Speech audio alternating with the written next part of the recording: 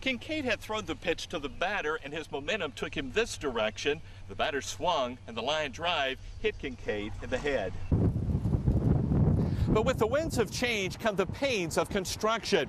If the project becomes a reality, many businesses are expected to feel the impact while the third lane is being added. Well, if you're married, you hopefully remember your wedding day. I know I remember mine. And for an area couple, their wedding day will be one they won't soon forget.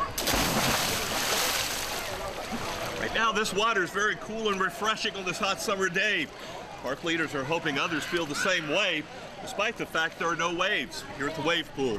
Residents say the shooting and the standoff that followed are uncharacteristic of this neighborhood, adding this part of Huntington is basically crime-free and quiet. The parade begins Saturday morning at 10 a.m. and then the birthday cake will be cut and served to the public at 1 p.m. Saturday afternoon for what is sure to be a very sweet celebration. So once again, Heritage Days is in about 2 weeks from now. 2 weeks from tomorrow on the 27th. It's in our planner to cover. Hopefully they'll save us a piece of birthday cake. I hope they do. All right. In peace, you know, lots of icing. This van is parked outside our studios on 5th Avenue in Huntington. We need your help to fill it with non-perishable food items, and here's the reason why.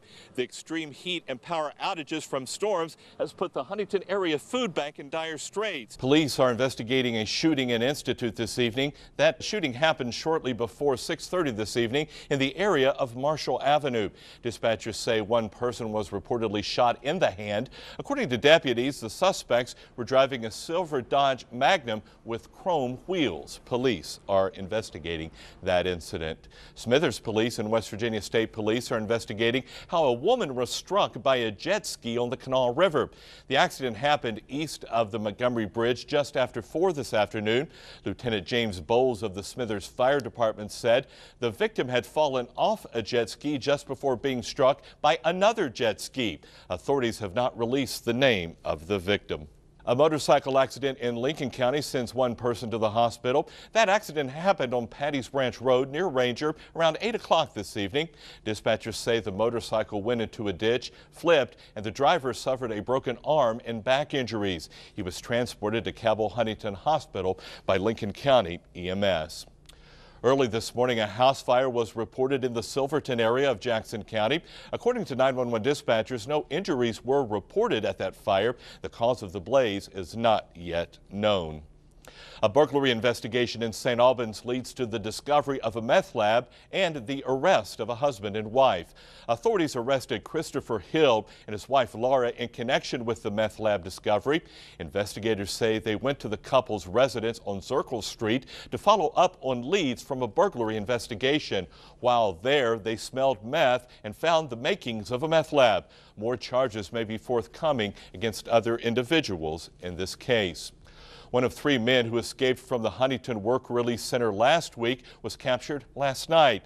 Cabell County Sheriff Tom McComas says 25-year-old David Pop was apprehended in the Bluefield area by a task force in southern West Virginia. Pop will be charged with escape and transferred back to Huntington. Another escapee, David Knight, was captured on Wednesday. A third escapee, DeJuan Jones, is still on the run tonight. The department says that they plan to ask residents to subscribe to their fire protection service. Those who don't will be billed for responding to the emergency. Effective July 1st of next year, the Teays Valley Volunteer Fire Department will no longer be part of the Putnam County Fire Board. They are pulling out and forming a private nonprofit fire station known as the Teays Valley Fire Protection District. I think it's a shame that the fire department has to resort to such methods sometimes to get what they really need. A spokesperson for the department says as part of the Putnam County Fire Board, the department only received 8% of the county fire service fees. As a private nonprofit station, they believe they could generate more revenue by charging residents for fire service, but some already have reservations.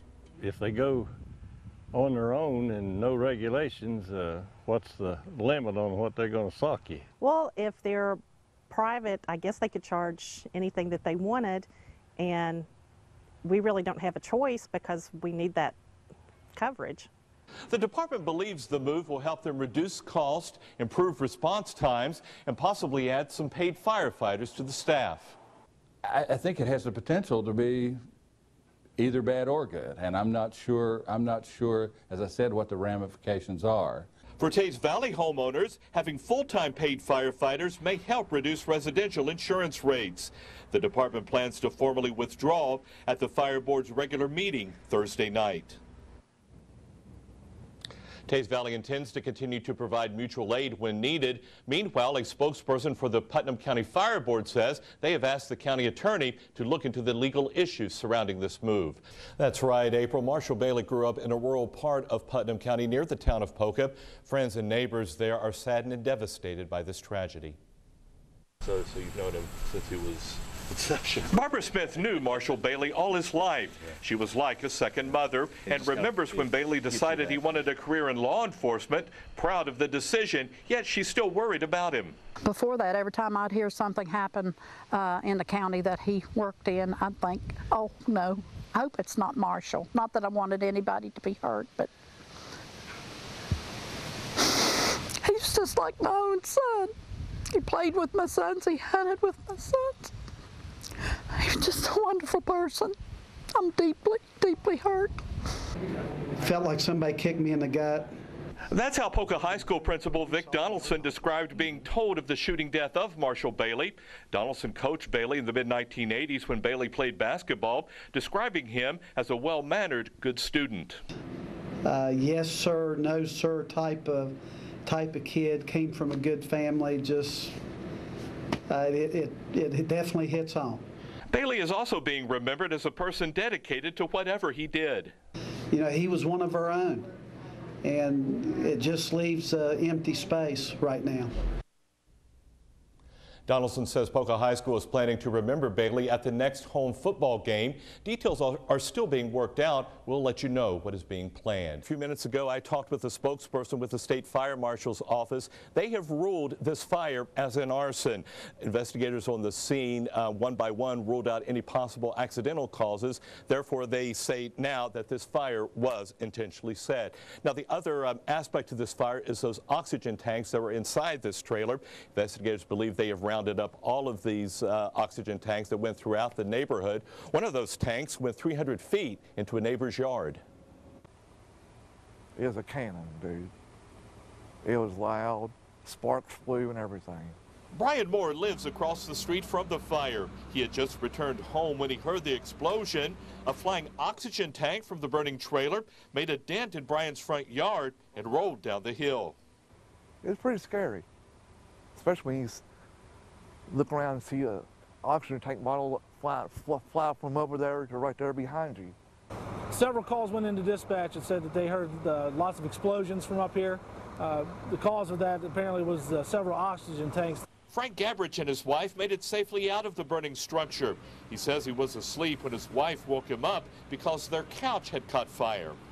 And we started getting water out of the sink and pots and throwing it, put on them, and they just kept on going. At that point, the couple had to get out of their home. Oxygen is an accelerant. Unless it gets to a spark, it's not going to do nothing. If it's in a fire, I mean, it'll blow up. But other than that, and there's no open flames at all in that house. So I don't know how, I have no idea how it would have started. Now the Gabriches will start the task of rebuilding their lives. I'm just glad you guys made it out alive all right. Because it went up just like in a matter of minutes. Investigators have determined that the fire started in the living room. Again, it's now an arson investigation. And if you have any information that would help the State Fire Marshal investigators determine, more information on this blaze, you're asked to call this number toll free. It's 1-800-233-3473. We will put that number on our website, WOWKTV.com. Live here in the Charleston studios, Gil McClanahan, 13 News. For the past year, 31-year-old Scott Cunningham was part of Hurricane City Council. Now he stands accused of sending a 13-year-old girl who lives in his neighborhood sexually explicit text messages. According to the criminal complaint, Cunningham knows the victim's family and knows the victim's age. You know, it hurts when you hear anybody gets arrested for that type of crime. Cunningham is charged with soliciting a minor via computer. Court documents indicate numerous text messages were sent to the victim from Cunningham. In one of those messages, Cunningham asked the victim to take a naked picture of herself and send it to him. A little shocked. Just, you never expect someone like that to be in your neighborhood, so.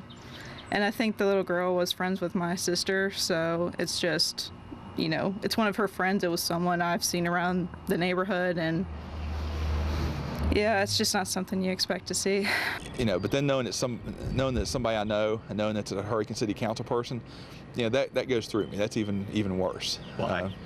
Well, you know, anytime somebody does anything to a child, it really infuriates me. You know, I've got kids of my own. Late Wednesday afternoon, Cunningham resigned from Hurricane City Council. In Putnam County, Gil McClanahan, WOWK.